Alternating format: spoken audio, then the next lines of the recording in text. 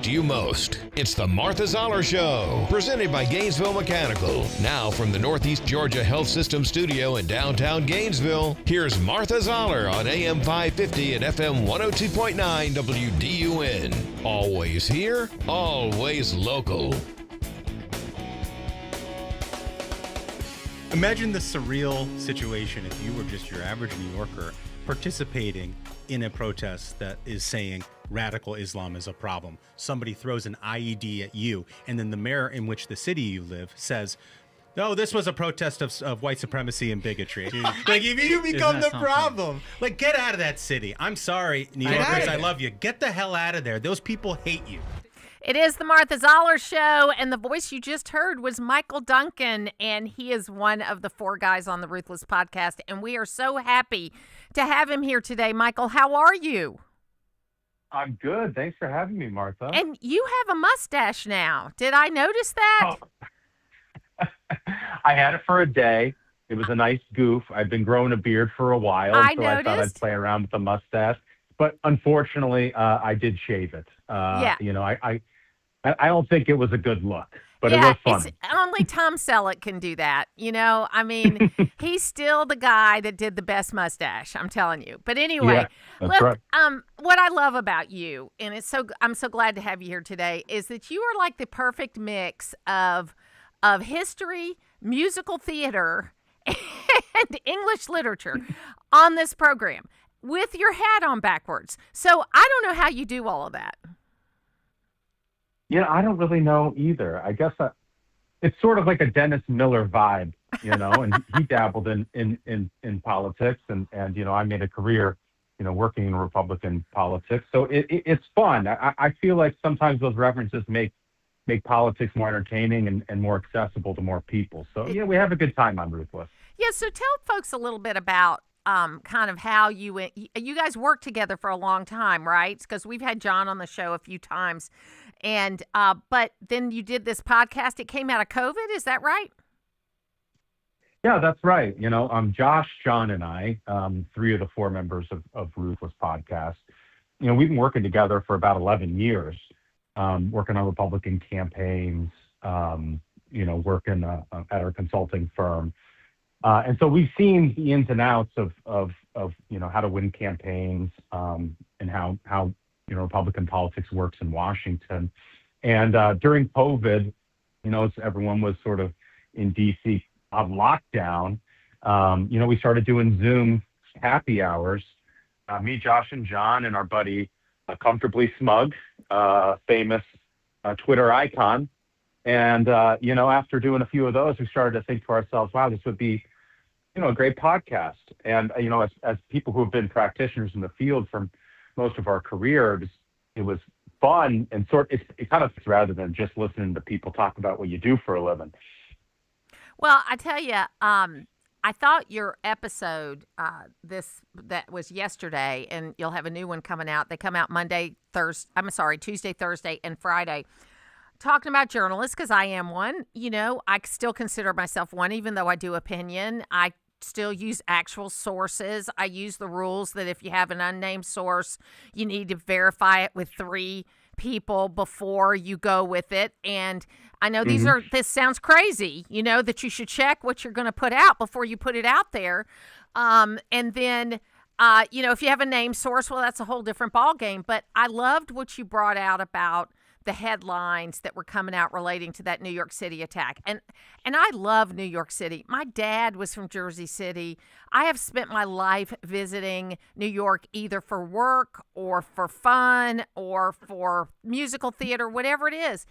And I don't want to go there anymore. And it was because we saw this wonderful, heroic police officer. His name is Aaron Edwards. 46 years old, so means he probably was in his early 20s when 9/11 happened. He's a chief. He was there at that protest, and there's that picture of him jumping over the stanchion and tackling the guy with the bomb. Now, that's what you want to see, and that's what you should be lifting up, and that's kind of what it is. But his story has only been told in conservative media. The so-called mainstream media wants to somehow blame the protesters, and I thought they were for peaceful protest, even if they didn't like what they were saying, instead of blaming the terrorists. Yeah, I mean, so much of liberal media now, unfortunately, Martha, isn't about telling the truth or getting the story right or just the facts, ma'am. It's none of that. It's all about shaping the narrative. It's about story selection. It's about the perspectives they choose to write about. We're at the point now, I mean, the initial run of all these stories obviously were willfully obtuse about what was going on here. It was an Islamic radical, too, who were throwing improvised explosive devices at peaceful protesters, and they've now turned that into an attack on the mayor, Zoran Mamdani, right? Abby Phillips was on CNN last night saying just that. And so the goal of all of this is just to obfuscate the truth and the reality of things. Instead of telling the story of that brave police officer, now our media is out there doing deep dives into these troubled young men and what we can learn about these men. They're giving them the Boston bomber treatment. It's disgusting.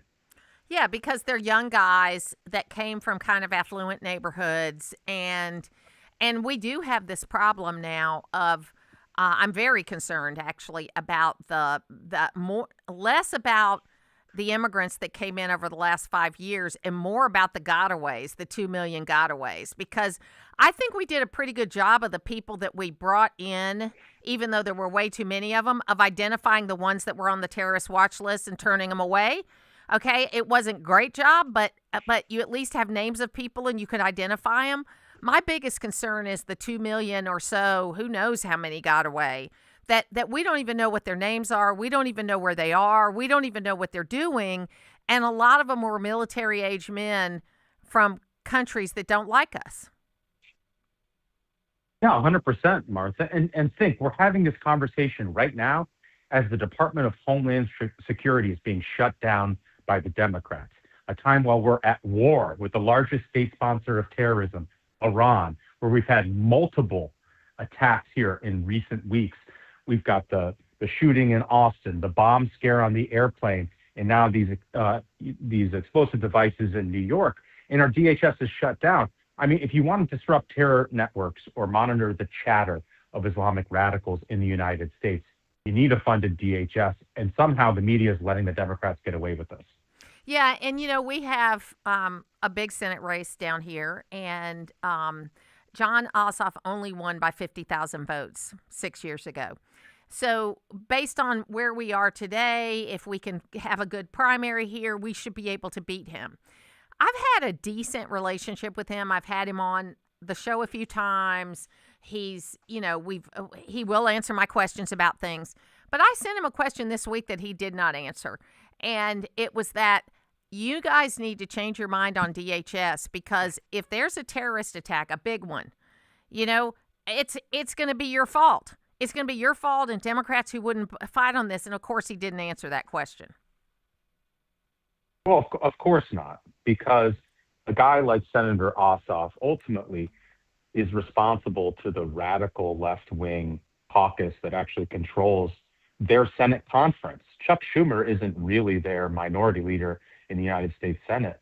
It's AOC, it's the squad, it's the radical left that is telling them what to do, and they have their marching orders, and they want to make sure that those people vote for them in November. And so they're sort of captured entirely. And so, common sense stuff like that, the calculus doesn't even come into the equation for them, unfortunately. Yeah, do you see, because there was an article out a couple of days ago, I don't know if you saw it or not, about how this new polling shows that what Democrat voters want is normal. Okay, they want to get back to a more normal kind of party and get away from these fringe issues. That does not surprise me, because the Democrats that I meet, and granted, to be fair, the two districts that are closest to me and the one that I live in are plus 26 Republican districts. Okay, so we're pretty secure as far as electing Republicans, but at the same time, there are Democrats I come in contact with every day that I have to deal with, and that's what I hear from them.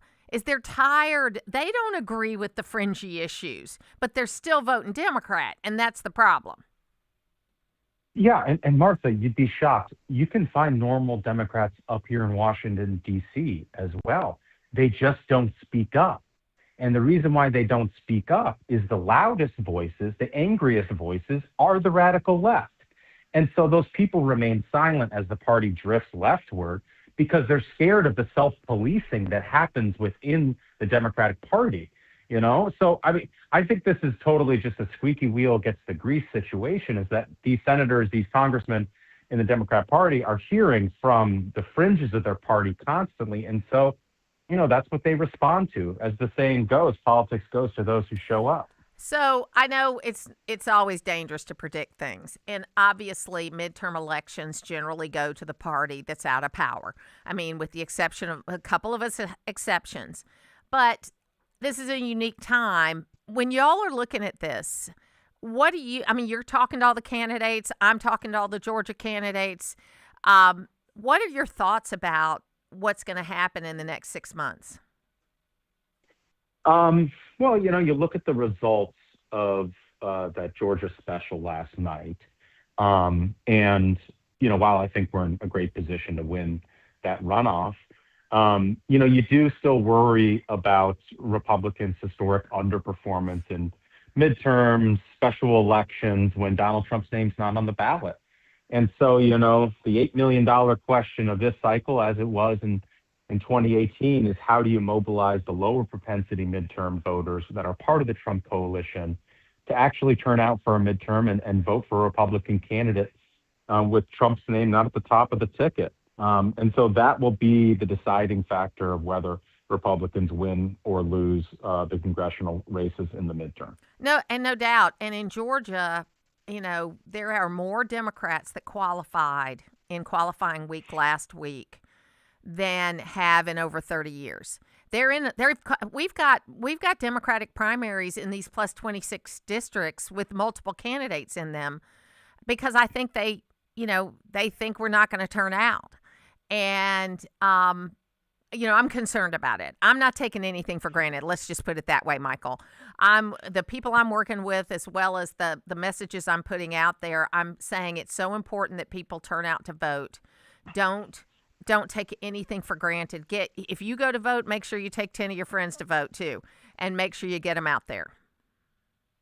Yeah, and look, Governor Kemp has shown the ability to organize a ground game in the state of Georgia very, very well. Yes. And I think if Donald Trump is also leaned into this midterm, as all indications are he is, there's a lot of talk about this midterm convention and really making it feel like another presidential election for the president. Hopefully that helps, right? And if we can get turnout from those low propensity Trump voters in a midterm, I think we'll be just fine. Absolutely. Well, you can listen to the Ruthless Podcast on Tuesdays, Thursdays, and Fridays. It is better in video, folks. I got to admit that. I listen in the car a lot, but my husband and I watch it too. Michael Duncan, I appreciate you being with me today. Of course. Thanks, Martha. We'll talk again soon, and we'll take a break. When you need news, anytime, day or night, get it from the source that's been delivering local news digitally for a quarter of a century. Go with AccessWDUN.com and the Access WDUN app, powered by North Georgia's News Talk, WDUN. You've got meals to plan, children to ferry from practice to ball games, shopping and dusting, and good grief. Give yourself a break and take your laundry to Townview Coin Laundry. Take your comforters, quilts, blankets, and mattress covers. They'll wash, dry, and fold your laundry, or you can use their industrial-sized machines. Townview Coin Laundry saves wear and tear on your washer and dryer and on you too. Get the stains out at Townview Coin Laundry at the corner of Bradford Street and College Avenue in downtown Gainesville, open from 6 a.m. to 9 p.m. Waste Eliminator is a full-service waste management company providing critical disposal, recycling, and environmental solutions for business and residential clients. From large-scale commercial projects to smaller residential cleanups, Waste Eliminator offers reliable dumpster rental service tailored to your needs. Whether you're tackling a renovation, new construction, or even a simple home cleanout, Waste Eliminator will manage the waste efficiently and sustainably.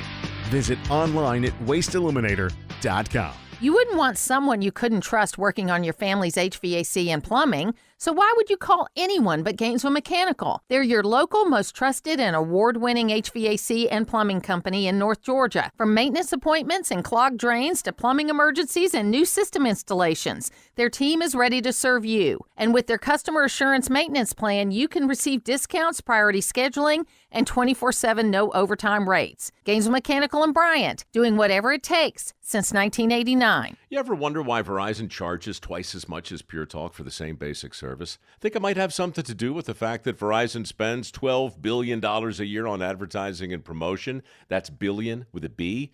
Yeah. Pure Talk doesn't spend that kind of money on commercials. That's why they can offer unlimited talk, text, and plenty of data on a blazing fast 5G network for just $25 a month. Save an additional 50% off your first month when you dial pound 250 and say the words Micro. That's pound 250, Micro. Honey, that flu keeping you up? Did you take NyQuil Intense Flu? Nah, I got this. Okay, I don't got this. Yeah, you need NyQuil Intense Flu. Undo your flu with NyQuil Intense Flu. NyQuil Intense Flu provides powerful relief of your flu symptoms so you can sleep. You do got this. NyQuil Intense Flu. The nighttime sniffling, aching fever. Best sleep with the flu medicine. Use as directed. Keep out of reach of children. Always here, always local. From the Access WDUN Hardy Chevrolet newsroom, candidates from the Georgia U.S. District 10 congressional seat are voicing their platform issues this week. Details at Access WDUN and coming up on North Georgia's News Talk. It's the Martha Zoller Show, presented by Gainesville Mechanical. From the Northeast Georgia Health System studio in downtown Gainesville on AM 550 and FM 102.9 WDUN. One Georgia congressional district are choosing a replacement for the controversial Republican Marjorie Taylor Greene. The one-time ally of President Trump turned critic resigned her House seat in January. Senior correspondent Jonathan Seri is in Rome, Georgia tonight. Northwest Georgia residents are voting to fill a congressional seat that has been vacant since January. That's when former Trump ally turned critic Marjorie Taylor Greene resigned. Total winner. Everybody loves him. During his visit to the 14th District last month, the president reaffirmed his support for one candidate to fill the seat, former District Attorney Clay Fuller. It's made all the difference, not only for me as an individual, as an honor of a lifetime, but it means a lot to the voters of Northwest Georgia who want a fighter for President Trump on Capitol Hill. It is the Martha Zoller Show, and of course, as this ended up, is there was Clay Fuller got the most votes, and God, what was the name? I've got to look it up. A Democrat got the second place in that. So we'll just have to see what happens with that, but I think the Republican will win. Okay, the Republican will win in this, but people got to get out to vote, and I believe it's a month from now that they'll be in there. So the Republican candidates got 60% of the votes overall. The Democrat candidates got 39% of the votes, or 40. Let me just look here and see. Sean Harris is his name, and Clay Fuller. So Sean Harris and Clay Fuller are the two candidates that are going to move forward. And it should be, pretty interesting to see what happens. Now, initially, it looked like Sean Harris was going to be ahead and that Clay Fuller was going to be in second place. He may have actually gotten, when you look at Republican versus Democrat, there were more Republican votes. If you look at individuals, okay, Sean Harris did get the number one place of the vote. But usually, the person who comes in first in a primary does not win the runoff, okay? Because generally, everybody else has, everybody's going to voted for you the first time. What they've got to do is really everybody else voted against you the first time. That's the negative way of looking at it, but it's true. So we'll see what happens with this. I think it's Clay Fuller's to win. I think that he will win it. But everybody has got to get behind him, and then you got to get back out and vote in 4 weeks. Now, the Democrats are taking everything as positive right now. So they're going to look at this and say, hey, we got 43% of the vote. This is great. This means Democrats can win District 14. That's not going to happen. Okay? But it will happen if you don't get back out to vote. So if you've got friends and neighbors that live in the 14th Congressional District, be sure they get back out to vote. And, we wouldn't be in this mess if Marjorie Taylor Greene didn't quit her job. And I do have a problem. I got a problem with these people, whether it's Jason Estevez, John Kennedy Jr., whether it's Marjorie Taylor Greene. I'm naming Democrats and Republicans who, because of their political ambitions, have quit their elected position because they can't raise money or whatever it is. I don't like that. I don't think it's right. I think you asked, especially in a political job, where you not only just applied for the job like anybody would do for a job. You raised money. You convinced people. You got people out to vote, and then you can't finish a 2-year term. I think that is going to be the biggest thing that's going to hurt some of these candidates, whether it's Jason Estevez, John Kennedy on the state level, or it's a Marjorie Taylor Greene. I think she cannot really run again for anything in Georgia. She might do it. I mean, and people can reinvent themselves. That can happen. But I don't like people that quit. And, it's one of those things that makes it really difficult because it's only a 2-year term. It'd be one thing, Senator Isaacson ran for re-election in 2016 and did not, he knew he had Parkinson's. He had revealed that, but it wasn't as bad. And then he got sicker, and there was that. And there's some that say he shouldn't have run for re-election. But he didn't think he was going to die before the term was ended. Who thinks that?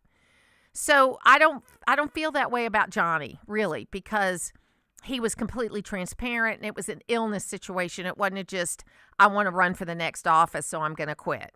That's not what it was. So I just have a problem with it. I know a lot of you disagree with me about this.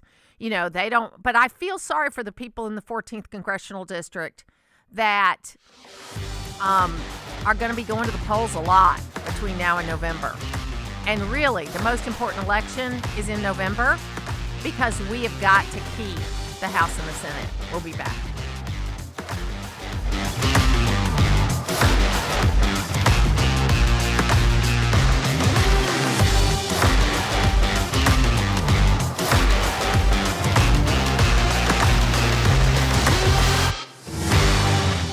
Some car dealers want to sell you a car. At Hardy Chevrolet, we'd rather help you find the vehicle that's right for you.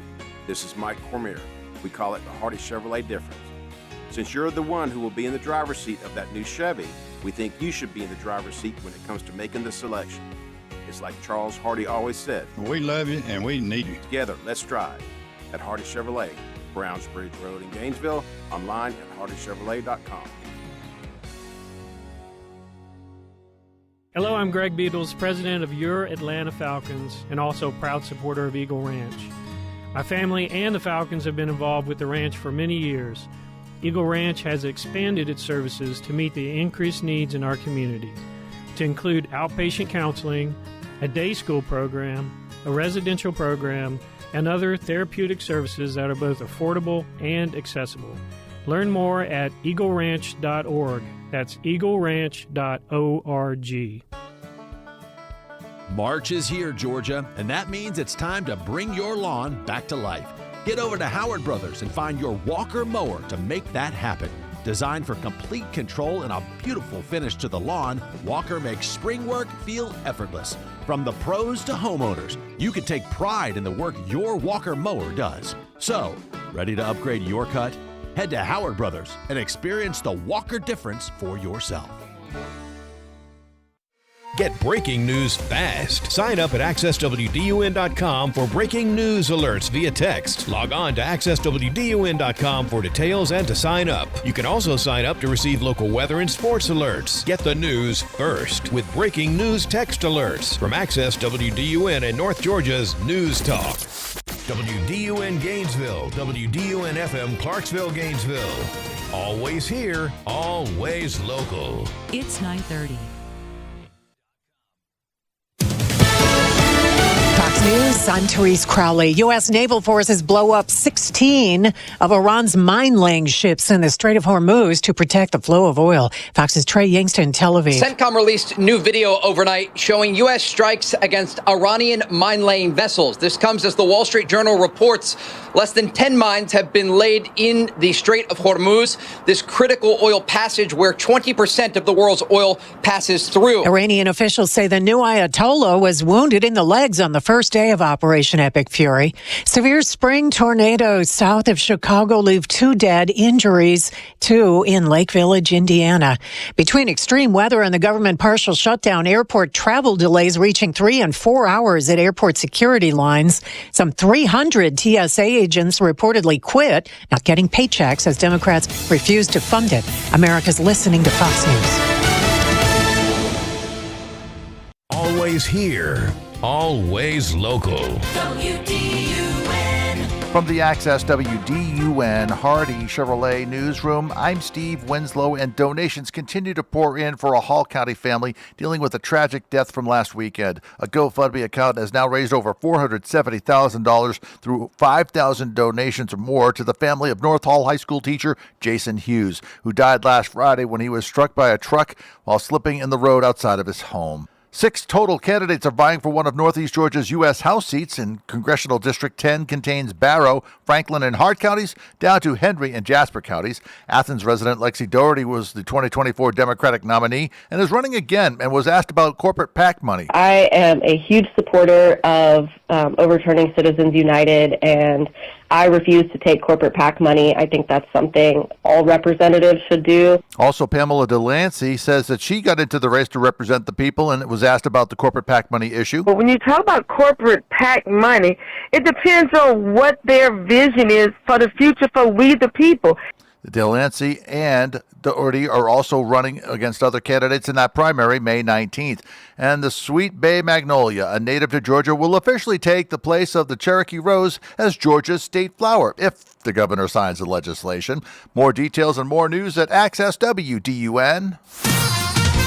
Now here's your Access WDUN weather forecast. North Georgia becoming partly cloudy, and later today near record highs. It is going to heat up around 80 degrees this afternoon. Partly to mostly cloudy skies and rain developing tonight. Lows in the low 50s. From the Access WDUN Weather Center, I'm meteorologist Holly Strano. In Commerce and in Gainesville, 66 degrees. From North Georgia's News Talk, AM 550 and FM 102.9 WDUN. On-time service and experience matter for your home's heating and air system. For more than 40 years, Conditioned Air Systems has been North Georgia's solution for residential HVAC installation, maintenance, and repair. Family owned and operated, we deliver the highest quality service on any brand and model with no hidden fees, promising 100% satisfaction guaranteed. Comfort you can feel, quality you can trust. Visit conditionedairsystems.com to schedule an appointment. We're talking with Mike Robertson of Oakwood Tire and More. And Mike, I understand you guys have moved. Where can we find you? 3440 Mabry Road, which is right off of Mountain View. Still offering the same services? We won't be doing alignments, but we'll be doing tires. Tires, brakes, batteries, tune-ups, those kind of things that normal maintenance repair. Sounds good. Give us the address one more time. Make sure we don't miss out. You can find us at 3440 Mabry Road at oakwoodtire.com, or even the same phone number, 770-535-0943. Use the Access WDUN Talk and Text line, presented by M&R Rental at 770-535-2911, and be part of the conversation. From the Northeast Georgia Health System studio in downtown Gainesville, it's the Martha Zoller Show on AM 550 and FM 102.9 WDUN. Well, what does he want them to do?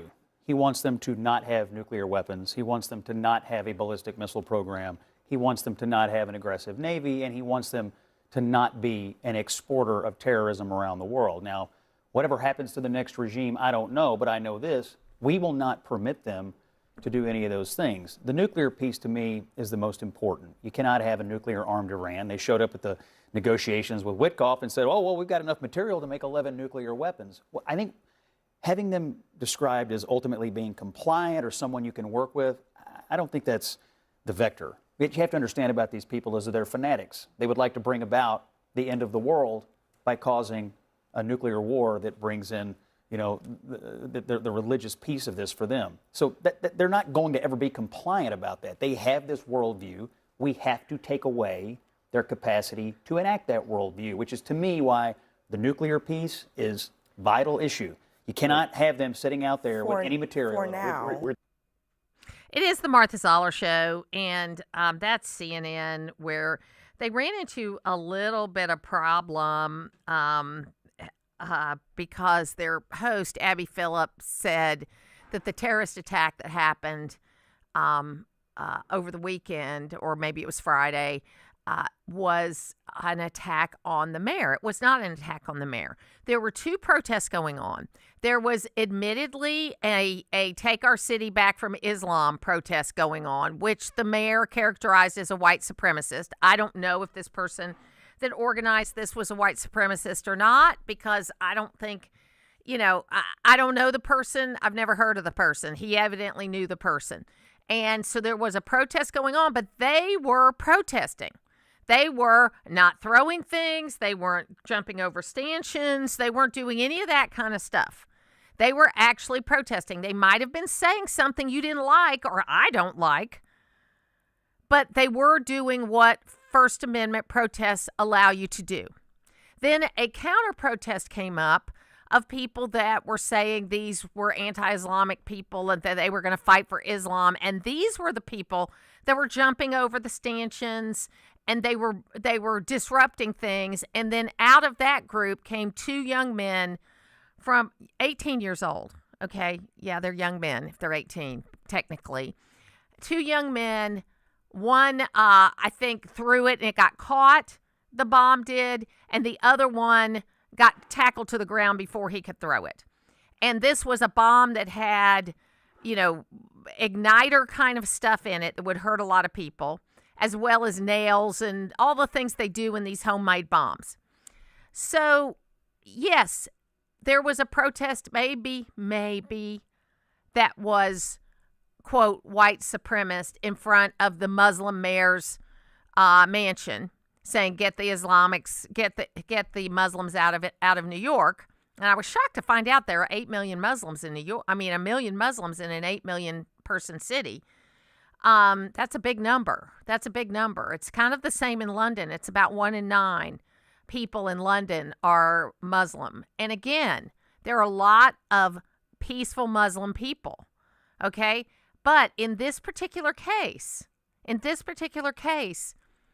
the people that were protesting were being peaceful, and the people that attacked were carrying bombs. You can join us on the phones at 770-535-2911. Here's my concern about what's going on in Iran right now. We're going to hear the audio at the end of the show because I need to do a lot more digging into the bombing of the school that happened on the first day of the war, because there's been a lot of mixed things said about it. But our government has come out and said, the Secretary of War said that it is going to be investigated, that there is a chance that this was friendly fire or this was done by the United States, not by the Iranians. And you know what? It probably was, because that's when they were coming in. It'll be tragic and difficult if it comes out, but I'm willing to wait until the investigation is finished before I comment on it. But there are going to be bad things that happen at wartime. And I'm not justifying what happened, and I would like to know what the target was supposed to be, because I know we don't target schools. I know we don't target hospitals. I know we don't target. Now, the problem you have when you're dealing with somebody like the Iranians or Hamas or Hezbollah is they will put children or they will put military targets underneath places where children are. And in fact, they have said as recently as last week that we send our women and children out first because we don't care if they get killed. This is the translation of it. We don't care if they get killed. We have to protect our warriors. Okay, that was a week ago. That was said in an interview in the UK. So we're in a difficult situation because if we are going to believe, and when it comes to national security, we have to believe the people that are in place until we're proven otherwise. And according to Steve Witkoff and Jared Kushner, the negotiations that were happening in Geneva, the Iranian so-called negotiators came in, and I'm sure, I am projecting this, that they didn't like having to talk with two Jewish successful men. Okay? I don't know that, but I'm pretty, looking at what they say, I'm pretty sure that was not a happy scene for them. But what they said is we have enough uranium to make 11 bombs, and that in 2 weeks we'll be able to do it, and we don't really care what you have to say. That's basically what they said.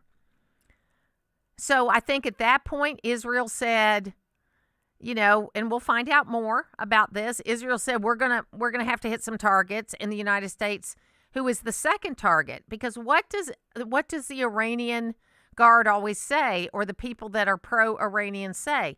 Death to Israel, death to America. That's what they've been saying for 47 years.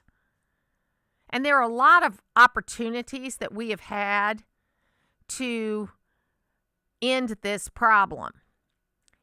We've had a lot of opportunities to fix what was going on in Iran, but we didn't take them. I think Reagan was wrong to pull out of Lebanon and to basically ignore Iran for a number of years. I think he was wrong in doing that. I think that there are a lot of other terrorist attacks that have come on because Iran, in fact, all the big terrorist attacks have been Iran or Iranian sponsored groups. So they're a problem.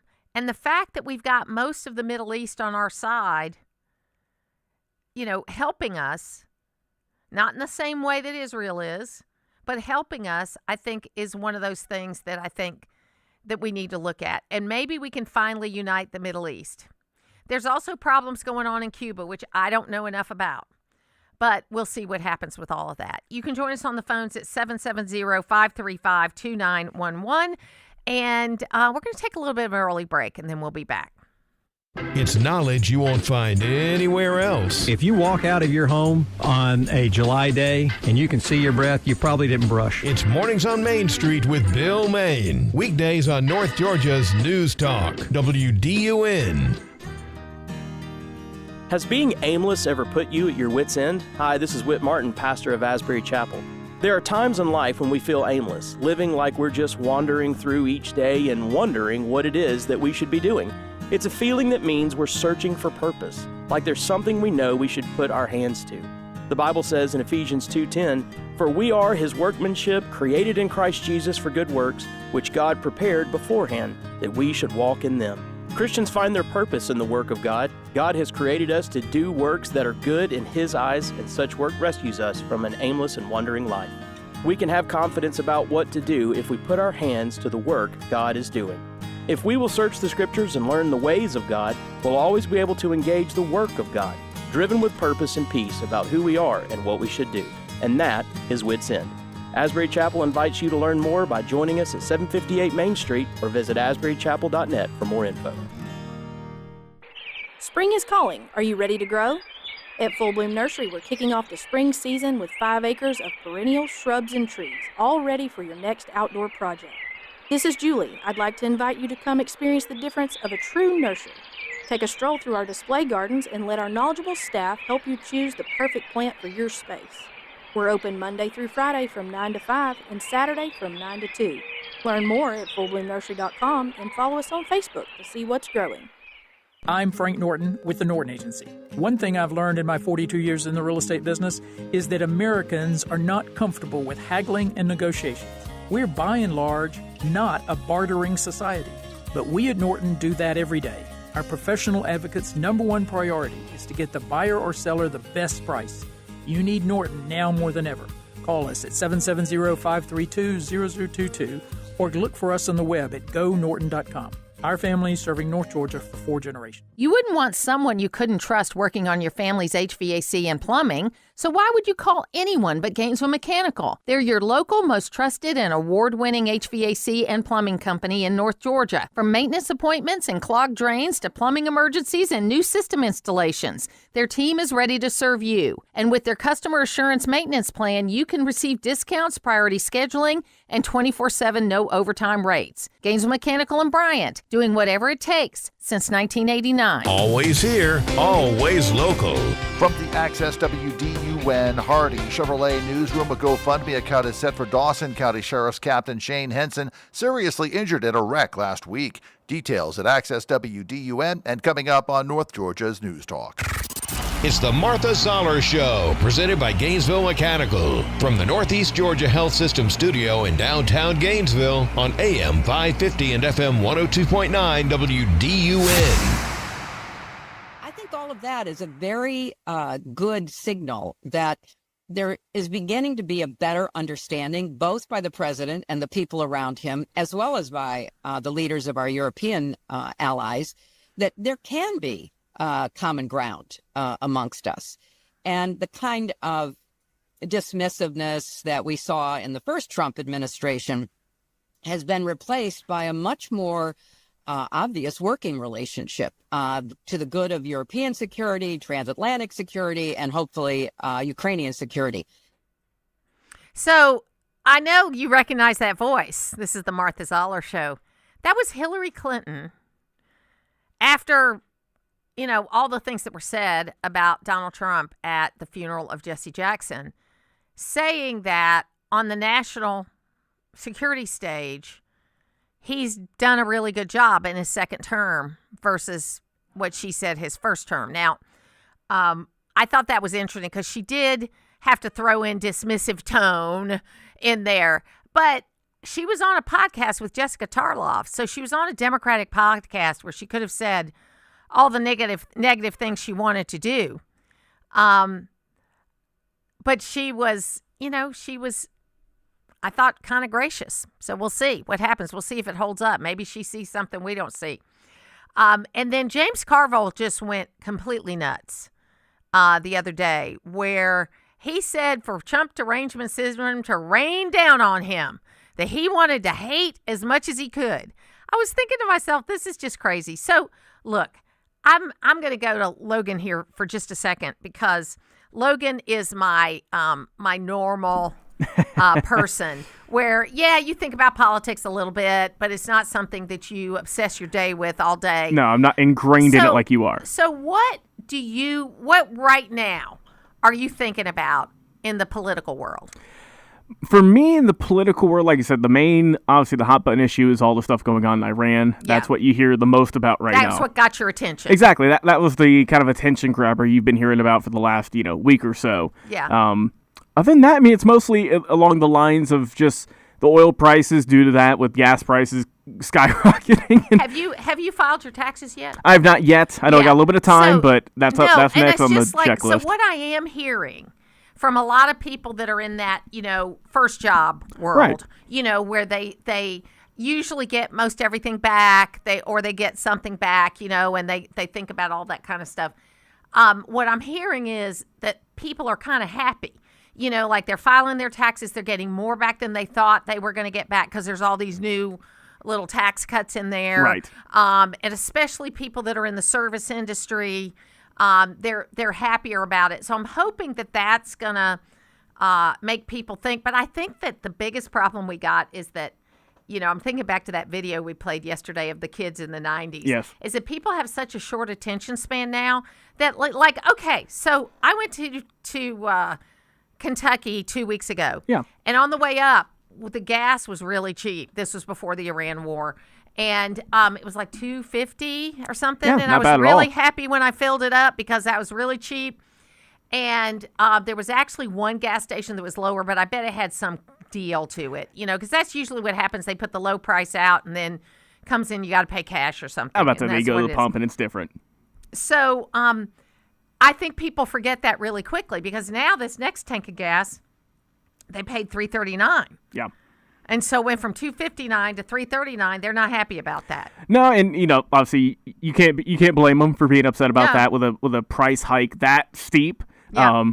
And man, I filled up at the wrong time. I had filled up right, when it was still good. I was like, all right, I'm all set, and then I'm closing. I need to go back to the pump, and I'm scared to see what the number's going to be, Martha. I'm going down to the last drop as low as I can go, before I have to go get that filled. My husband has a big truck that we don't use very often, thank God, because it's got a gigantic tank. Oh, the diesel, yeah. Yeah, it's got a big tank. And, it's funny. He recently just went to the scrapyard. And, the scrapyard gives you a check now. Yeah. And so instead of just cash. But generally what he does is fills up his truck when he goes to the scrapyard. Right. Because, it basically works out to about the same. So it's $80 or $100 for him to fill up his diesel truck. So it's a good thing we don't use it very often. Now, my car is a CRV. I'm thinking about trading to something bigger that I can carry the grandkids in. But I get like 34 miles to the gallon. And you drive a Civic, right? I drive a Honda Accord. It gets around 31, 32 miles per gallon. So, Yeah, very good. I do the Eco. I live on that thing. Yes. So I get around 34 miles to the gallon. And so I, it's a 12 or 14 gallon tank. So really, even when it's $3 or $4, it's not as much, but it's still a lot more. I'm about to say, you're still seeing it in the checking account every time it goes through, but it's one of those things where it's like groceries. You just gotta grit your teeth. Say, yep, it's a necessity. It's not something that you can. It's not a Netflix subscription or nothing like that where you can we'll hold off this month. No, you gotta have gas. You gotta get food. I think what's the most frustrating part about it is, there's three things. You know how I love three things. The most frustrating part is the prices go up faster than they go down. Very true. So the oil that they got converted into gasoline was still at the low price when you paid $3.39 this week, because they haven't refined it and gone through. It's all because it's a commodities market, and that always frustrates me. And then it doesn't go down as fast as it goes down. That's number one. Number two is why haven't we filled up the strategic reserve? I don't really want to use the strategic reserve for lowering prices, because I believe the strategic reserve should be for, God forbid, someone bombs one of our refineries or our refinery goes offline for some other reason. That to me is a reason to use the strategic reserve. The strategic reserve should be for an emergency. Right. Like you're running out or something like that. Well, evidently the strategic reserve is running out. And I blame President Biden and President Trump on this. But I think Congress is involved. I would love if somebody knows this to call in, or I'm going to look it up too. I think that Congress is involved somehow in giving permission to fill it up. So I want to look into that. And if you know, please call in at 770-535-2911. But the final thing is that we've got to be less moment to moment and look at the whole picture of things that are going on as far as prices. But I understand, man, thankfully, we're just two at home now. We don't go to the grocery store as often as we used to. I mean, when I had 4 kids at home, I really knew what everything cost every minute of the day, because I was going to the grocery store several times a week because of the situation we were in. People, they were just, when my 3 boys were teenagers, we just didn't have enough food in the house ever. I mean, it was just going.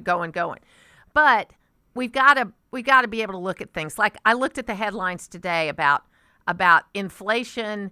They kind of tried to not say it was flat. They wanted to say it was worse. And I just think it's crazy. But anyway, you can join us on the phones at 770-535-2911. You can also text us, as Dale did. And he said, "Good morning, Martha. Happy to see you recovering well. Thoughts and prayers to you. Would you please repeat the title of the podcast of your guest this morning? Thanks and God bless." Yes, it is called the Ruthless Podcast. It is one of the biggest podcasts in the world. It is definitely for politics. It is now handled by Fox, but you can get it through all the places. Apple. I listen to it on Apple, but my husband and I really like to watch it because they're really funny to watch.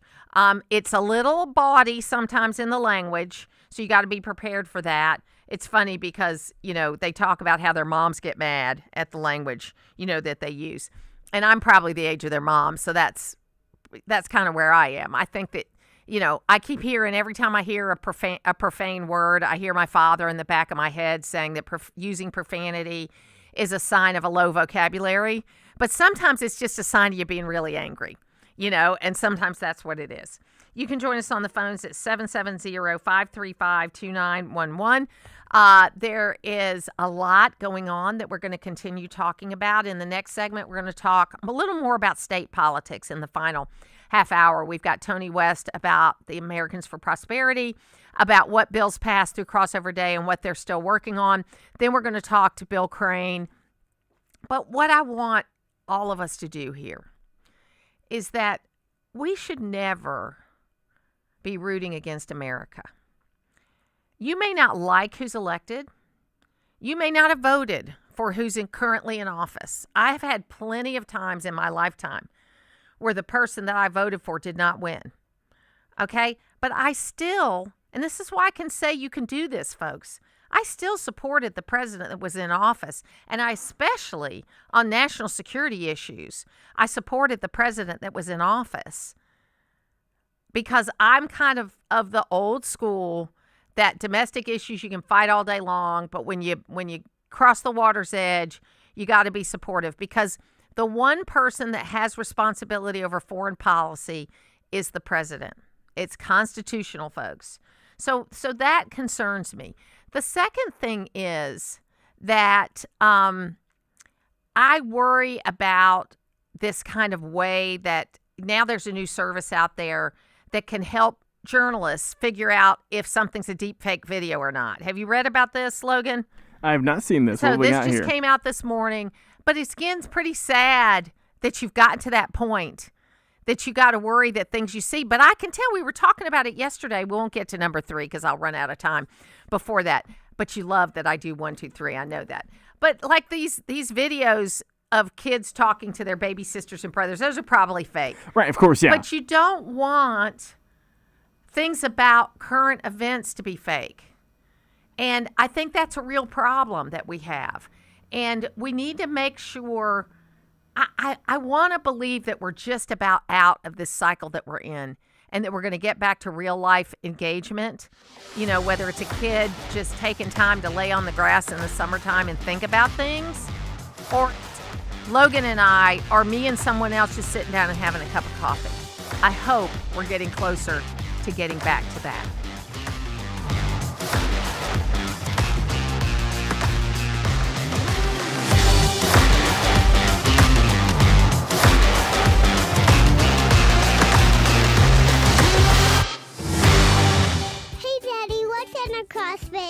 That's a good question, Annie. I'm Cody Lovin with Crawl Space Medic. Musty smells, dampness, and sagging insulation means your crawl space or basement might need some attention. Our team quickly finds and fixes moisture problems, updates moisture barriers, and resolves structural issues, ensuring your home stays dry and comfortable. Don't let your crawl space problems affect your comfort, air quality, or property value. Visit crawlspacemedic.com. A healthy home starts from the ground up. You've probably heard all those ads for life insurance. Just a few dollars a day, apply online in minutes, no medical exam.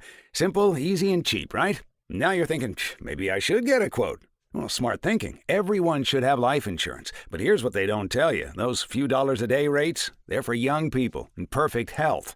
That's why everyone calls Big Lou the 50 to 60-year-old not-so-perfect candidate. Like you. You take prescription meds and you're overweight. Winner, fried chicken dinner. Well, Big Lou works with life insurance companies that want people like you with no surprises after you apply. In fact, if you're a 50-year-old guy with a few health glitches, Lou could probably find you $1 million of term life coverage for about $200 a month. So, yeah, you need life insurance. But unless you're young and healthy, you gotta call Big Lou because he's like you, older, heavier, and on meds, too. Get a quote right now at 800-529-2856, 800-529-2856, or biglou.com. WDUN Gainesville, WDUN FM Clarksville, Gainesville. Always here, always local. It's 10 o'clock. Iran keeps trying to disrupt the global fuel supply.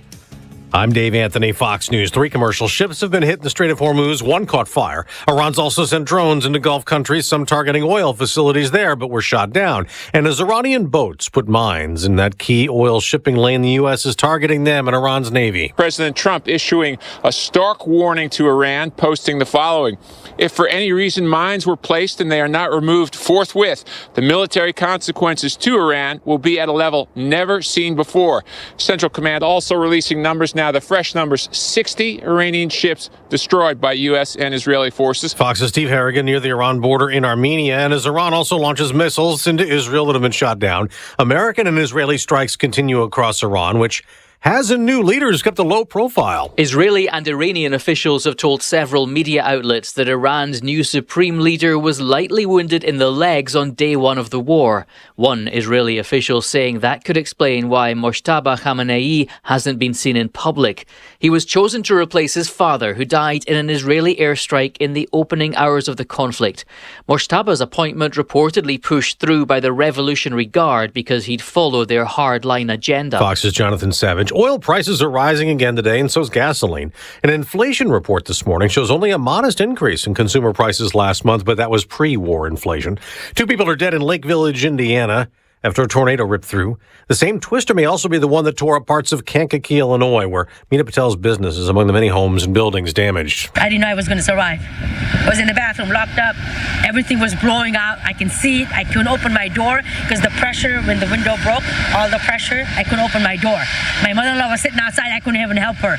I'm glad she's safe. But 7 others in Kankakee were injured. America's listening to Fox News. Always here, always local. From the Access WDUN Hardy Chevrolet Newsroom, I'm Steve Winslow, and a captain with the Dawson County Sheriff's Office is recovering after being seriously injured in a vehicle crash in Glasscock County over the weekend, and a fundraiser has been created to assist his family. WDUN's Lawson Smith has the story. Captain Shane Henson remains in the trauma intensive care unit at Willstar MCG Health, where he is awaiting additional surgeries for injuries sustained in the crash. His son, Bryce Henson, was also injured in the incident. Family members say he suffered multiple fractures but has since been released from the hospital and is recovering at home. A GoFundMe campaign was created to help the Henson family cover medical costs and other expenses related to the crash. A link to that fundraiser can be found on Access WDUN. Assistant District Attorney for the Northeastern Judicial Circuit, Shiv Sachdeva, has worked in prosecution for 20 years. Now he's putting in his bid to be the next chief prosecutor for Hall and Dawson counties. Lee Dara, as far as I'm concerned, is almost semi-retired. The last time he tried a case was more than a decade ago. We don't need a district attorney who is getting a check from the state that the taxpayers are paying for. That was Sachdeva speaking about his former boss and current district attorney, Lee Dara, who has held the seat since 2005 and is running for re-election. The primary for both will be May 19th. 3 new assistant principals have been named for the Jackson County school system. County Board of Education voting Monday night to name Kristen Muller as an assistant principal at Gum Springs Elementary, Alicia Lepinski as a new AP at Heroes Elementary, and Dr. Brittany Norris as the new assistant principal at West Jackson Elementary. All 3 will assume their new roles in July of this year. You can read more about each at Access WDUN. And 2 GOP candidates battling for governor may soon be battling in court as well, as GNN's Scott Kimbler explains. Polling frontrunner Rick Jackson has filed a lawsuit against Lieutenant Governor Burt Jones claiming defamation after campaign ads for Jones claimed that Jackson Healthcare has connected physicians with facilities performing transgender treatments and also helping to staff Planned Parenthood facilities. Jackson says the claims are not true and go against his religious beliefs. However, Atlanta News First reports the Jones campaign is continuing the ads. The amount for damages Jackson is asking for has not yet been disclosed. You can find more news and details online at Access WDUN.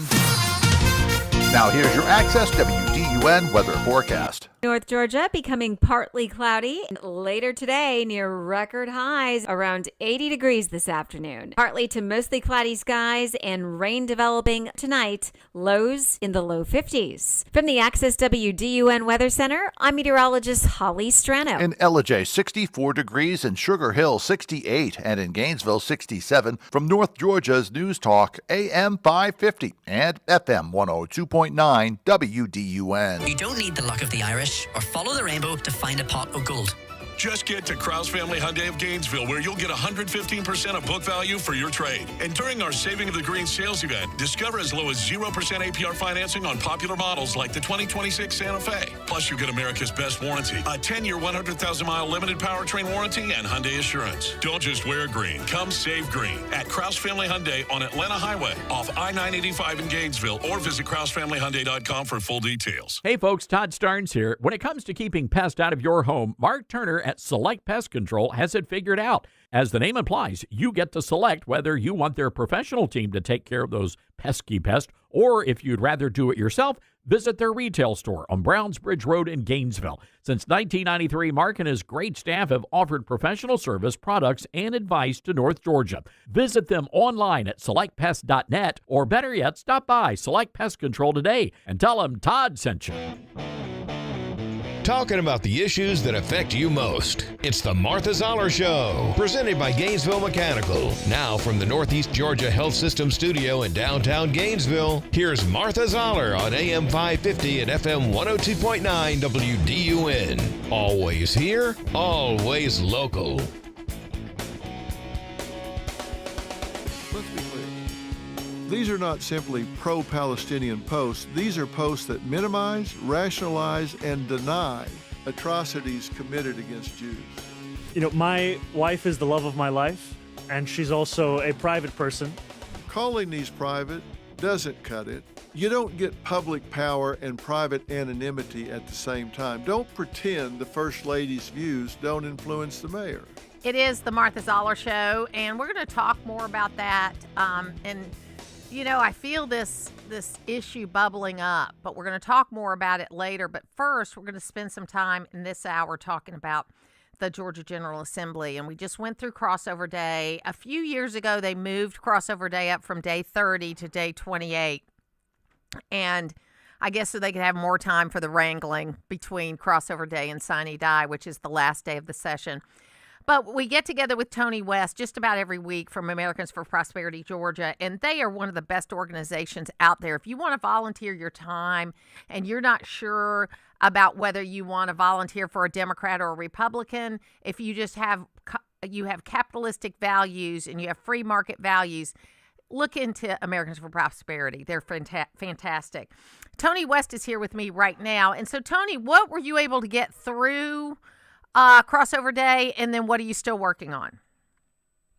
Hey, Martha, good morning. Good morning. Yeah, Friday was a busy crossover day. One bill that AFP doesn't work on, but I think a lot of your listeners would be interested to hear about was the sports betting bill. That's been a topic for year over year, and once again, it failed to move. It failed on the House floor significantly. So that was one bill that did not make its way through a chamber in time. One other one that we were tracking on the Senate side was Senate Bill 367, and longtime listeners have heard me talk about certificate of need regulations in the past. We oppose CON regulations, and this bill would actually remove CON regulations from cancer care treatment centers and equipment. This is a good thing from our point of view.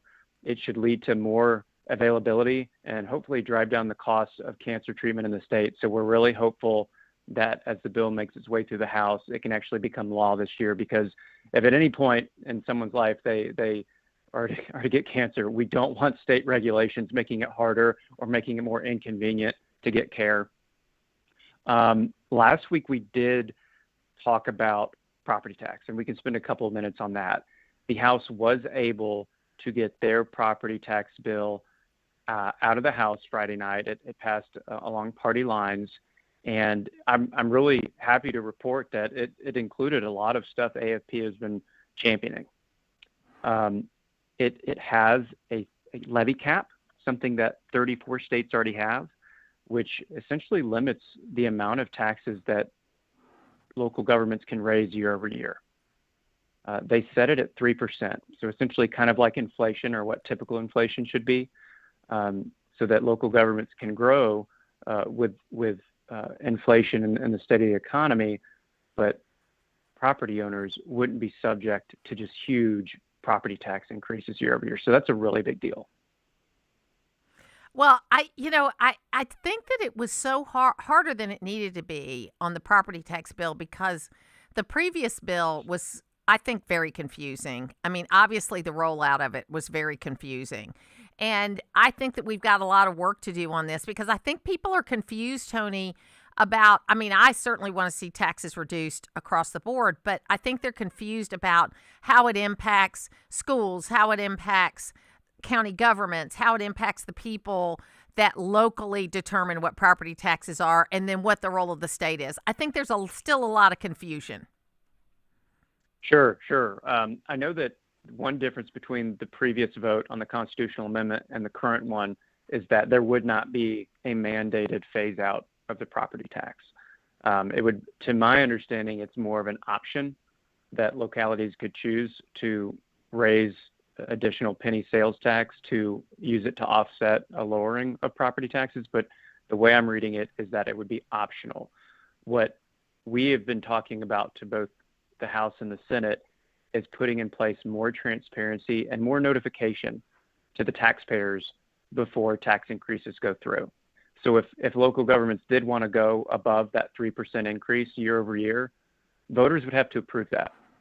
And what would change under this bill, which I think is transformative, honestly, is the idea that instead of just receiving your property tax bill every year and deciding, do I want to go through the appeal process? Will my appeal even be successful? If your local government is increasing their spend, they would let you know. They would let you know what the previous year's spend was, what their proposed year's spend would be, and how your individualized taxes would be impacted. And then you could have a public hearing discussing it. And if it's below 3% increase, they can vote to move forward with that. But at least people have a say and have input prior to the decision being made, which is how we do budgeting at the state level, but have, to my understanding, never done it at the local level. And I think that's completely appropriate. And I think Georgians really want to have that type of notification prior to more and more tax increases. Well, I guess the concern I have is, and this is a question nothing to do with the bill, is that Sure. Local governments as well as the state government have open and public meetings about their budgets all the time, but regular people don't come to them, and they don't go until the vote's been taken, and they hear in their newspaper or whatever their news agency is that, oh, my taxes might go up, and then they're mad, but then the vote has already been taken. So if you're not communicating along the way, which is the hard part, right? I mean, that's, coming to the meetings, being involved. I think that's what you're going to hear from a lot of mainstream voters. Yeah. And this is information that local governments have. This bill would just lay out when the notification should happen and the types of information that voters should be aware of. Because I know that as a property owner, if I saw that my individualized taxes were set to go up and the vote hadn't been taken yet, I would certainly attend a public hearing to hear the reasoning why, and if it seemed reasonable. And like I said, the bill says if it's under 3% increase, local governments can vote themselves to approve it. And if voters don't appreciate that increase, they can always vote them out the next election.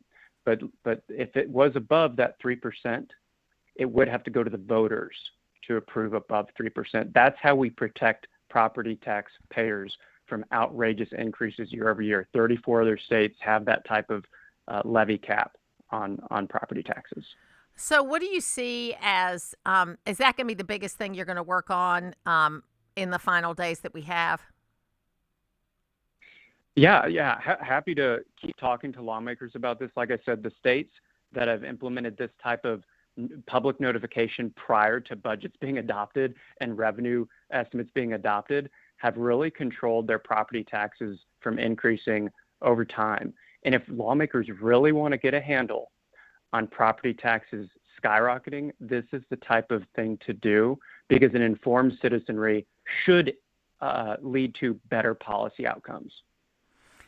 Well, Tony West, if people want to know more about AFP Georgia, how can they do that? You can visit our website at afpgeorgia.com or visit peachstateplaybook.org. Absolutely. Thanks for being with me today. Appreciate it very much. Thanks, Martha. Thank you. Listen, we got a text message in and it said, "Good morning, Martha. It really frustrates me that people forget how high prices were for fuel and groceries during Biden-Harris fiasco. I would have killed to have had the prices of today back in those 4 disastrous years. And I remember Biden's Secretary of the Treasury, Janet Yellen, when asked if prices were going to go down, she looked right into the camera and said, no. Thank you, and you're sounding great." That's true. Because really what you care about is the last tank of gas you put in. If it's higher than the last tank you put in, you're mad about it, even though it's lower than it was 2 years ago. I think you have a good point there. We'll take a break. It's your daily civics lesson. If it's mentioned in the Constitution, the feds have final say over it, and immigration is one of those things mentioned in the Constitution. It's the Martha Zoller Show, weekdays at 9 on North Georgia's News Talk, WDUN. Got hills, heavy brush, or tough terrain that's slowing you down? Howard Brothers has the solution. VinTrack mowers. Built for steep slopes and demanding terrain where traditional equipment struggles, VinTrack is engineered to handle the hard jobs. And with more than 30 available attachments, it's not just a mower, it's a year-round machine. Schedule your demo with Howard Brothers today and see what VinTrack can do for you. Welcome back, people. I'm here with the one and only lottery-winning, pink-haired, 80-year-old rap sensation who just won $1 million every year for the rest of her life. And Edith. Hi, darling. I'm just living out my dreams. And dropping a new single. I'll be a millionaire as long as pink's in my hair. Millionaire for what? Millionaire for life. Ooh, your fans are gonna love that. With $1 million every year, my bank account loves it too.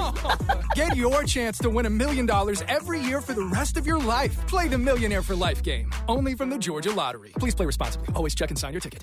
Got a scratcher that didn't win? Well, now you can play it once again. That's right. All non-winning scratchers at any price point can be entered to win the rolling jackpot. Visit GALottery.com for details and to enter. The rolling jackpot. Another way to win from the Georgia Lottery. Tune in to WSB Channel 2 for your official Georgia Lottery drawing and check out the Players Club at GALottery.com.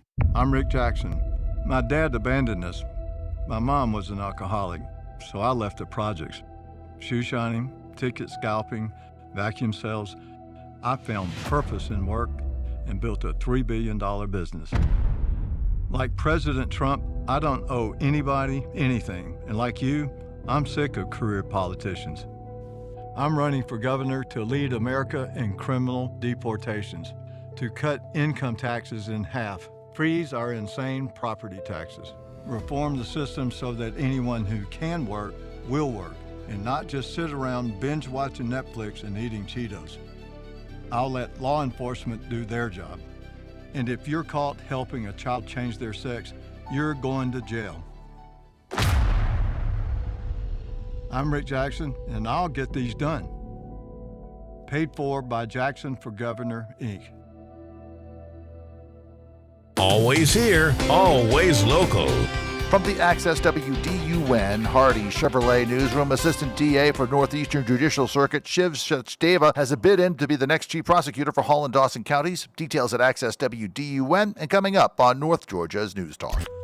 Use the Access WDUN Talk and Text line, presented by M&R Rental at 770-535-2911, and be part of the conversation. From the Northeast Georgia Health System studio in downtown Gainesville, it's the Martha Zoller Show on AM 550 and FM 102.9 WDUN.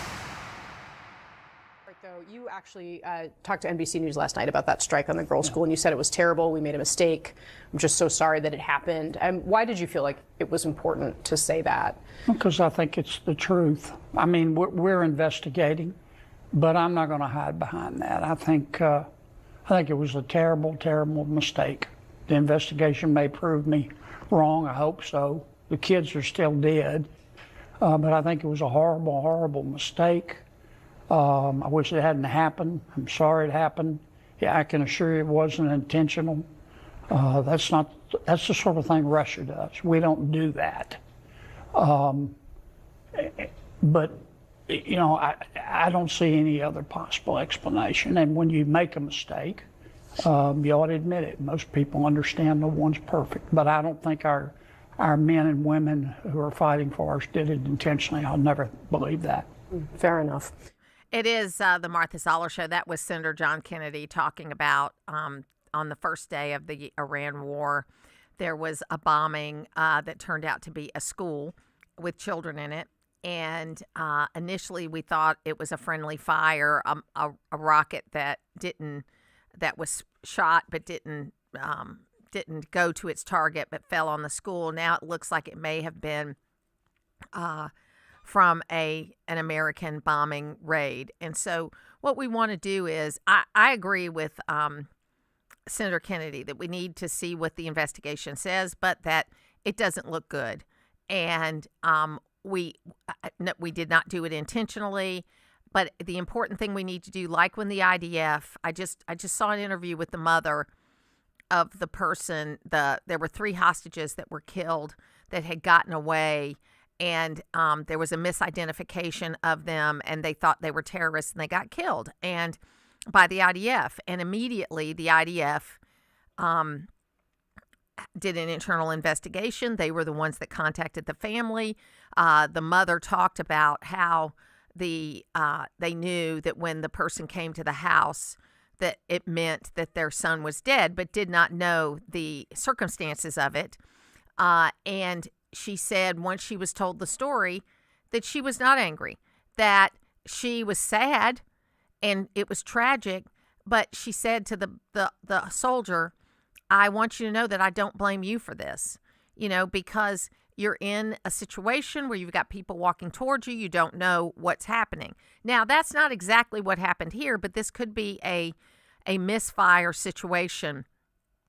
And I don't want the men that were ordered to do this, the men and women that were ordered to do this, to carry this with them for the rest of their lives. We, as the American people and as the American government, we need to take responsibility for wherever the facts lead us on this particular situation. And the president does not need to deny it or any of that kind of stuff. He needs to say, hey, and we'll hear what he has to say later on in the program. He needs to say, hey, we are working on this situation. And once we get it in, he said, and we'll hear him say it later, that he can accept whatever the results are of the investigation. Now, people are taking that in a Trump derangement syndrome way, that in some way he's okay with that it happened. No, what he's saying is when you get to the investigation and you come to the end of the investigation, even if the outcome is bad, you have to accept what that investigation says. Now, I wish that he would take that in a lot of the other things that he does. It's very interesting. Now, in the kind of same way, but right here in our big governor's race that we've got going on, there is this, and I'd love to know what you guys think about this. And so it's 770-535-2911. There's a lawsuit that was filed yesterday by the Rick Jackson's campaign against the Burt Jones campaign. Burt Jones did an ad. I don't know what the buy was or how big the ad was, but they did an ad saying that Jackson Healthcare paid for transgender surgeries. And that's a lie. From all the data I've seen, Jackson Healthcare doesn't pay for certain surgeries.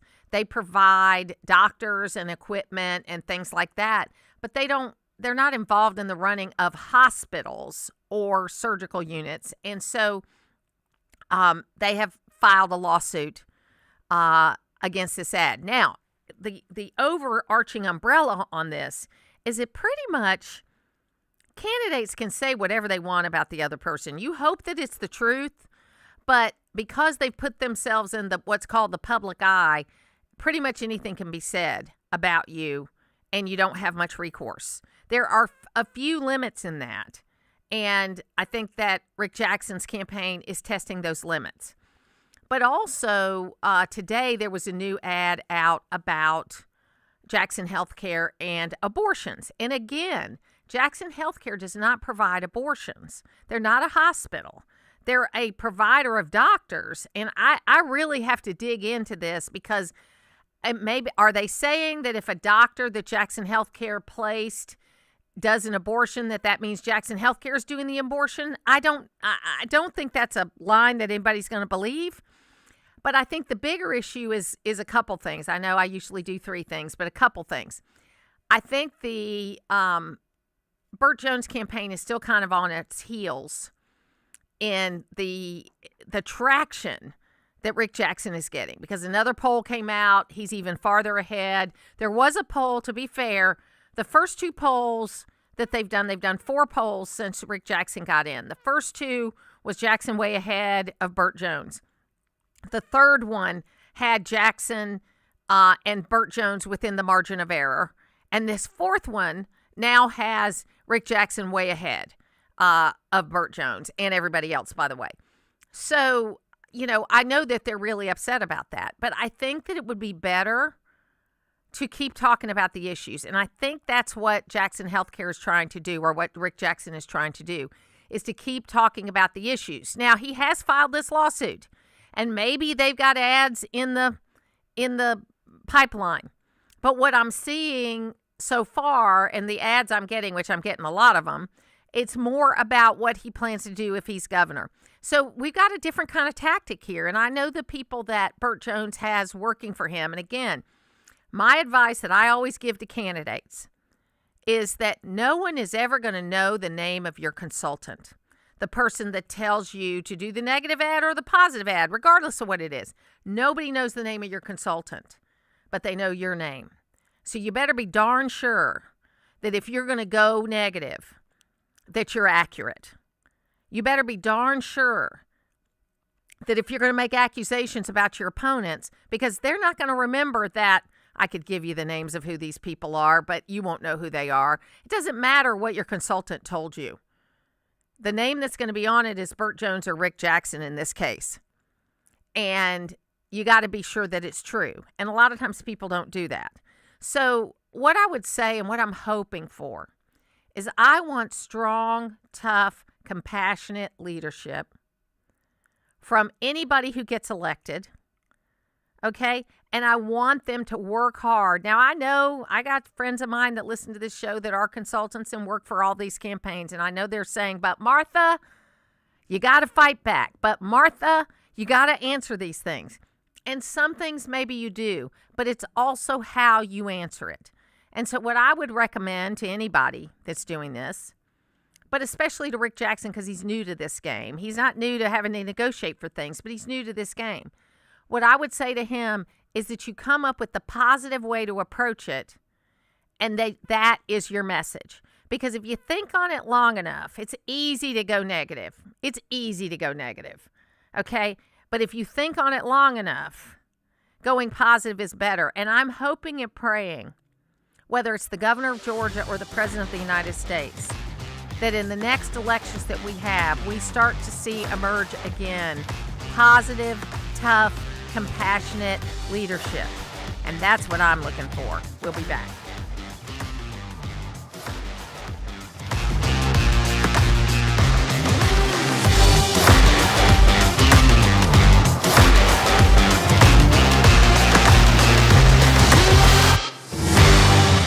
Does your office technology slow your team down?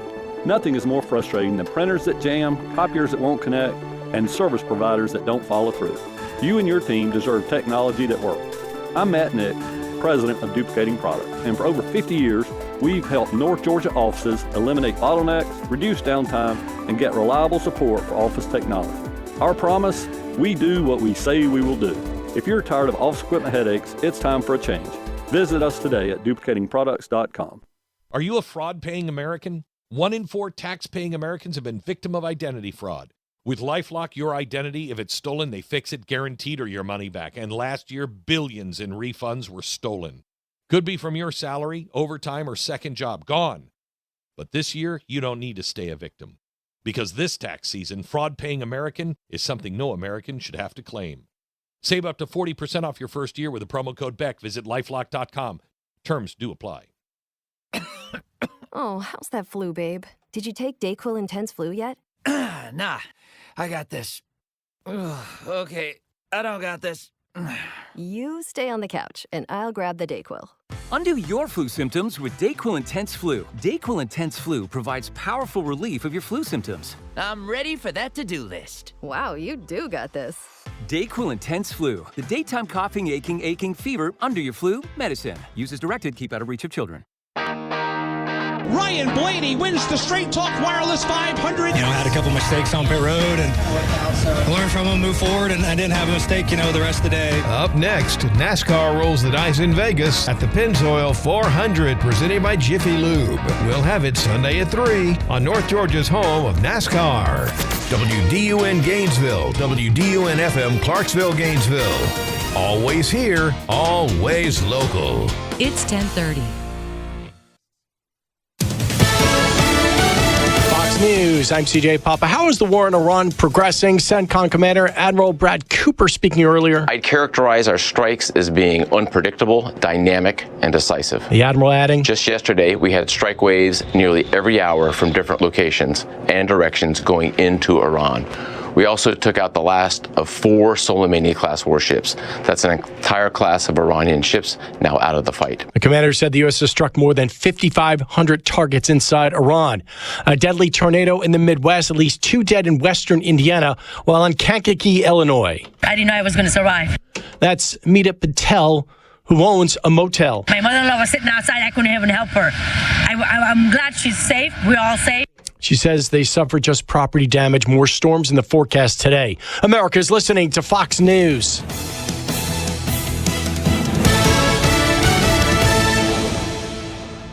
Always here, always local.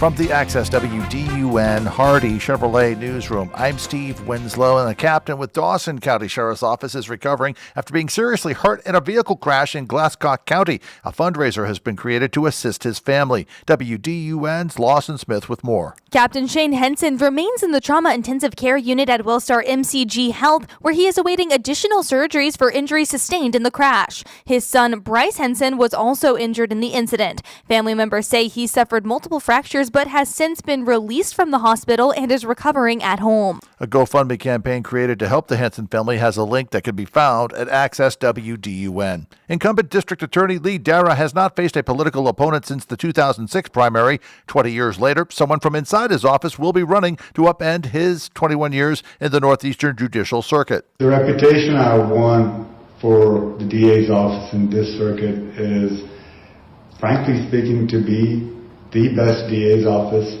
not just in the Northeast, but in the state of Georgia. Northeastern Judicial Circuit Assistant District Attorney Shiv Sachdeva, who will be running as a Republican in May against Dara, who is up for re-election. You can find more stories and more details online by going to Access WDUN. Now here's your Access WDUN Wednesday weather forecast. North Georgia becoming partly cloudy, and later today near record highs. It is going to heat up around 80 degrees this afternoon. Partly to mostly cloudy skies and rain developing tonight. Lows in the low 50s. From the Access WDUN Weather Center, I'm meteorologist Holly Strano. Currently in Cleveland, 66 degrees, Decula with 69 degrees, and in Gainesville, 68. From North Georgia's News Talk AM 550 and FM 102.9 WDUN. I'm Tommy Howard with the Norton Agency. We learned a long time ago it's important to tell the client what they need to hear, not what they want to hear. That's what separates us from the rest of the real estate industry. That is our difference. In this market, you need Norton now more than ever. Call us at 770-532-0022 or look for us on the web at gonorton.com.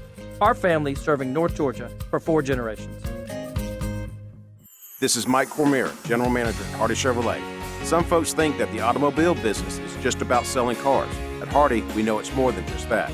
For us, it's about helping that young driver with their first car and helping that growing family that needs a bigger car. It's about relationships. It's about family.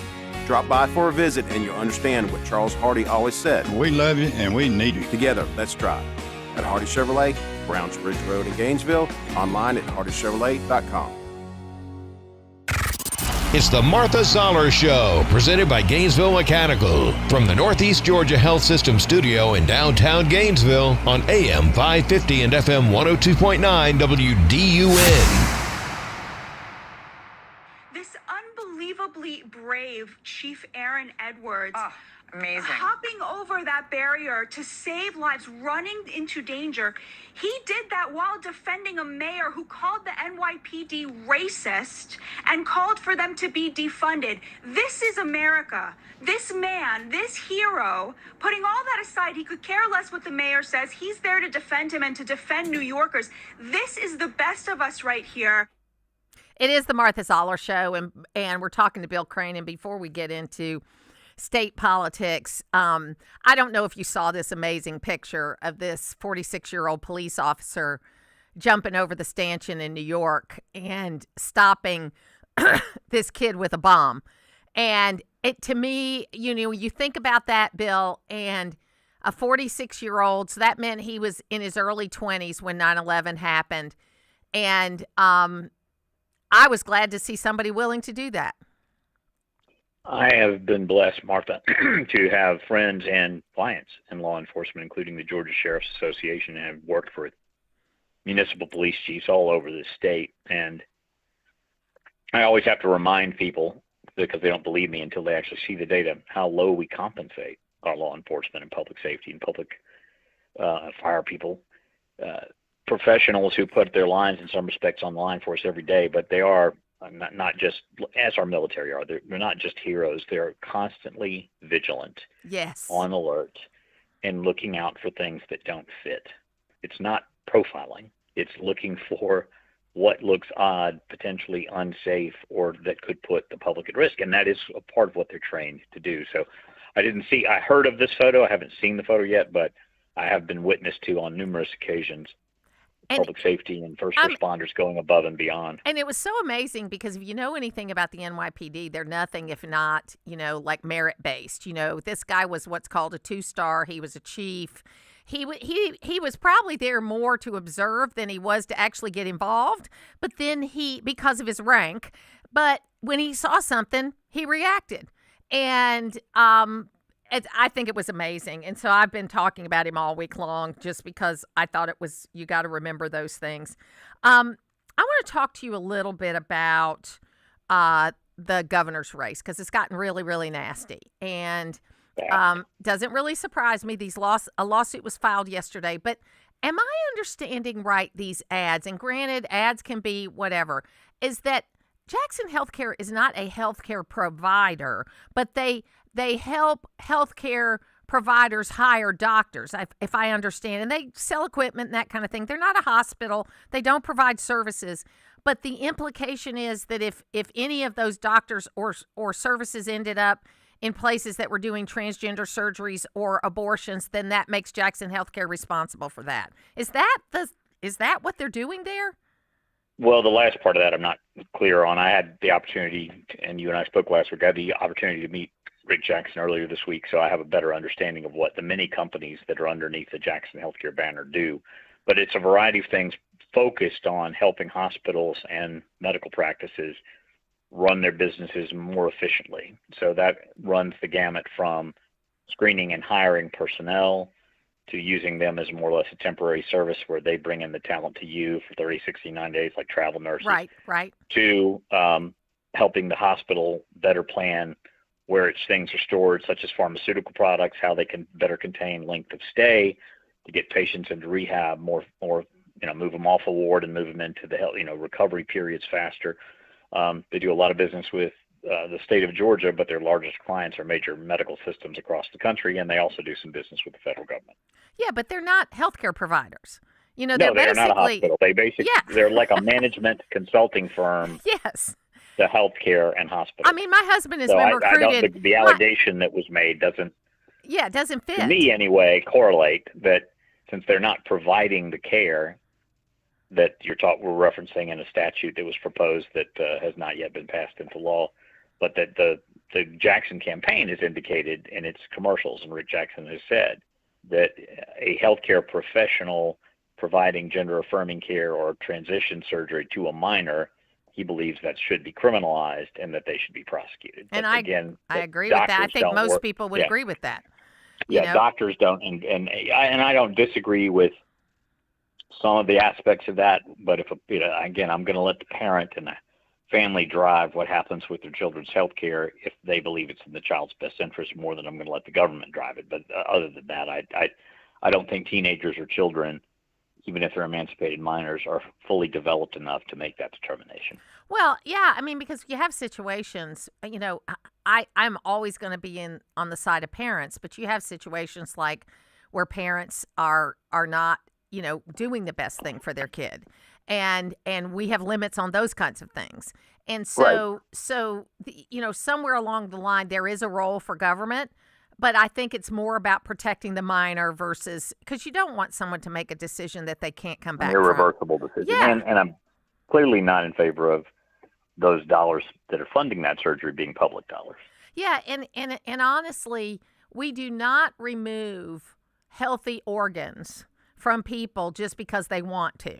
I mean, in any other case, we don't do that. You know what I mean? It's like Not organs, but there are cosmetic surgeries that are there are performed. cosmetic surgeries, but really, you're not really taking whole. No, you're just reshaping. Yeah. So sculpting. I think it's a big deal when you're like taking organs off or out. Right. Yeah. The health risks are not insubstantial. I mean, it's major surgery, so you got to factor the risk of infection. That's right. So anyway, we got a text from Jeannie about this saying, good for Rick Jackson. Jones has influencers going around spreading lies, and it's shameful and a sign of his desperation. He needs to publicly apologize for these lies. I think it's more, and I agree, I like Jeannie's comment, but I think it's more, and I give this advice to my candidates all the time. No one will ever know the name of your consultant, okay? No one will ever know the name of your consultant, so you better be darn sure if you approve something to go out that you are behind it because it's your name they're going to remember. You and I have been around the block a minute, and I have worked on campaigns, as you have, where some bad decisions do get made by the consulting and the consultants and the advisors, and so by the candidates as well. But I've more than once had to say, if we don't apologize, correct, or withdraw this, or stop this ad from running, I'm leaving. Because in the heat of the moment and in the desire to win, oftentimes people will fire shots, if you will, that are in error, that are knowingly wrong, that are hurtful in an effort to win. And I'm not a win at all cost person. Not particularly when I know the other candidates, ostensibly are otherwise good people who have families and have a life outside of this, and I'm not about or believing in destroying someone's reputation just to win a race. And unfortunately, and not to say this is new, the mud balls they threw at each other in the George Washington and Abe Lincoln days were pretty strong. It just was a limited number of places they could do it. But social media has amplified all of that. And I'm not suggesting we curtail free speech or that we don't allow people to say or speak their minds. But I would say, consider when you're firing these insults about one candidate or another, particularly if they're in the party which you support. Those people were your friends or allies a week or a month ago. What changed? And just because you're on the other team, is that sufficient reason to malign them falsely? Well, and I always say to people that threaten me about, some person I've supported or not, say, look, we're going to all be on the same team again eventually. So let's not, ruin this. I want to talk a little bit about Georgia 14 that we had the primary special election yesterday. And, the Democrat was on top with about, I think, 43% of the vote, 44% of the vote. And then all the rest of the candidates, and of course, Clay Fuller got into the runoff. Conventional wisdom isn't really in favor of the person who comes in first in a runoff. Usually that person doesn't win. Usually. Not always, but usually. Particularly if they're below 40%. And he was just above that. But he had all the Democratic vote. And the Democratic ceiling in the 14th district for the last 10 or 15 years has been between 35 and 40%. Yes. So I think it'll be interesting to see. Obviously, you got to get people out to vote. I was really glad to see Colton Moore do as badly as he did, because I said to one reporter that I thought it would end up being Colton Moore and Clay Fuller in the runoff. So I was very happy to be wrong about that. And we'll see what happens. What are your thoughts? There wasn't a lot of polling, but it was pretty clear that Sean Harris had been able to consolidate going in. There were 57,000 votes cast in advance, 127,000 total, so it was about a 50-50 on early voting and on Election Day. The two heaviest turnout counties were Floyd and Paulding, which are respectively lean Democratic and hard Republican. So it was easy to see what happened develop, but I think Clay Fuller, who was the Republican leading candidate, will consolidate most of that GOP vote, with the possible exception of the 11% that Colton Moore got. And to your point, if he can turn the people out who voted on this special election back on the runoff, he should easily win this seat. So Democrats qualified more candidates than they have in probably 30 years. In the 9th district, we have a Democratic primary runoff for Congress for the first time in, I can't remember when. We had 2 Democrat, probably since Nathan Deal was a Democrat in this seat. Okay. We did for the special election after John Lewis died, but to your point on regular elections, it's been rare. It's been rare. And I'm talking about up here in the 9th. Where it's plus 26. We just don't have, a lot of times we don't have a Democrat qualify. A lot of Democrats, right. Yeah. Right. So we got 2 running this time. And it'll be interesting to watch. But is it that they're kind of taking the, Howard Dean position that we should care about all 50 states even if we're not going to win them? Or do you think that because of the Oconee County and the PSC that there's blood in the water and they think they have an opportunity? Leaning more towards the latter, but I really see a lot of this as a reaction in the same way that a hardcore MAGA voter sees that everything that President Trump does is right, regardless. There is no wrong coming out of that White House. A centrist or left of center or hardcore Democrat sees just the opposite. And so they sense what the polling data shows them about independents, which Donald Trump carried 60% of independent votes, particularly in those swing states, that helped ensure his victory in 2024. Most recent polling, and I've seen several Real Clear polling and elsewhere, Emerson, Trafalgar, put independents in favor of what the president's been doing more recently, around 25, 27%. That's dangerous if that drops further down the ballot. So I think they see blood in the water. I think they see opportunity, and they're energized.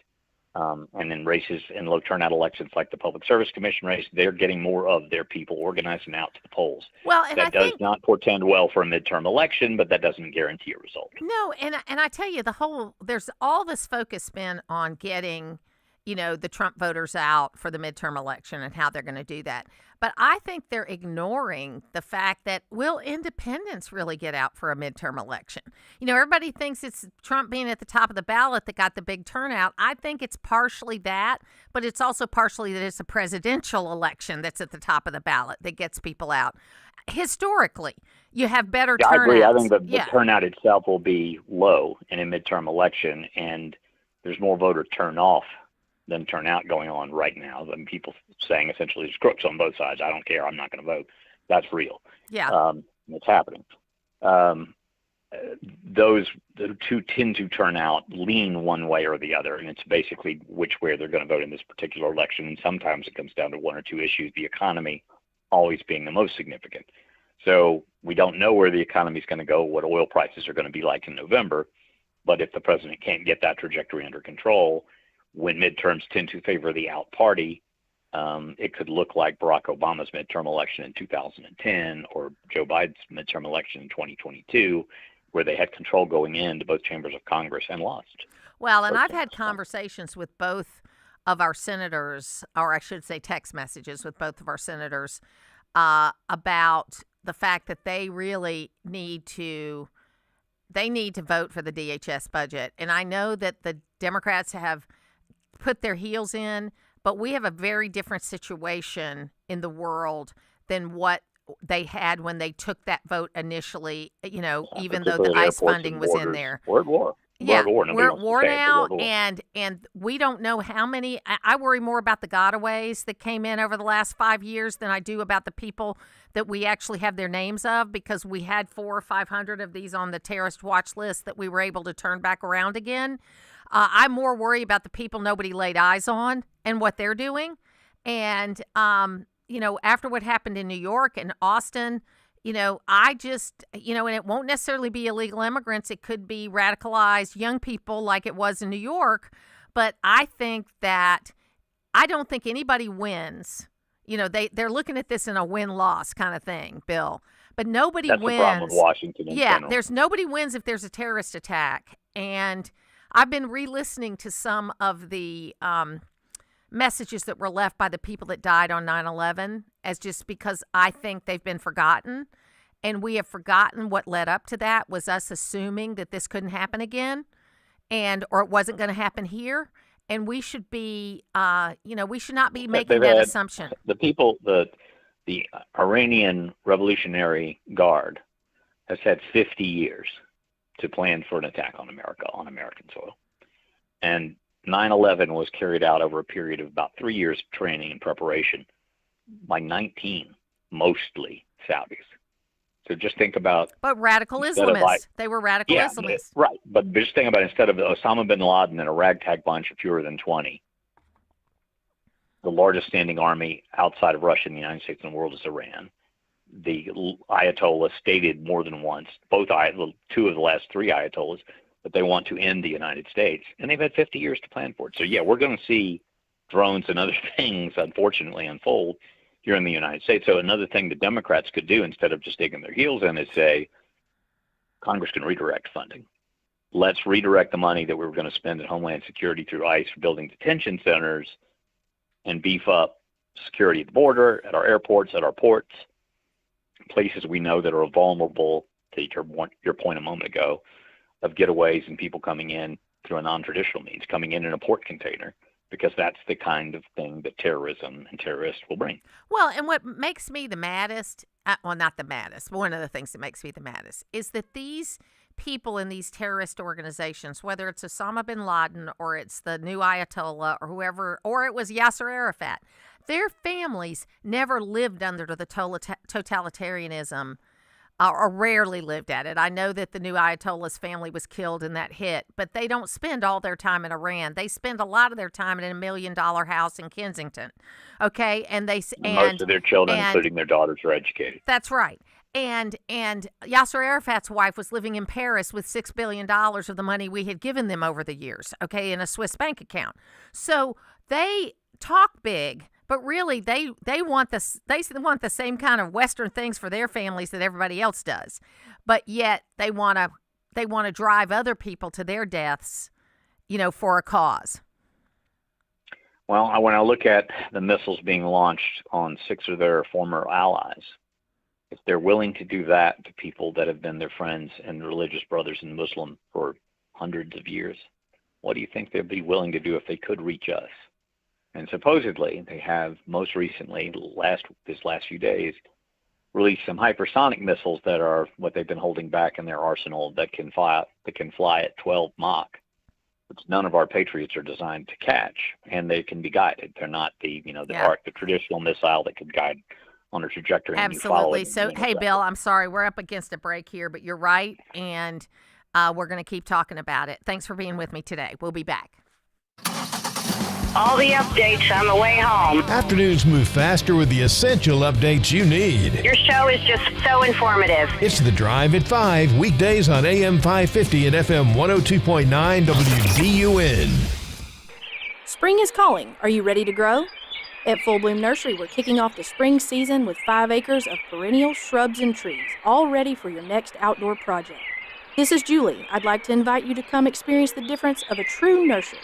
Take a stroll through our display gardens and let our knowledgeable staff help you choose the perfect plant for your space. We're open Monday through Friday from 9 to 5 and Saturday from 9 to 2. Learn more at fullbloomnursery.com and follow us on Facebook to see what's growing.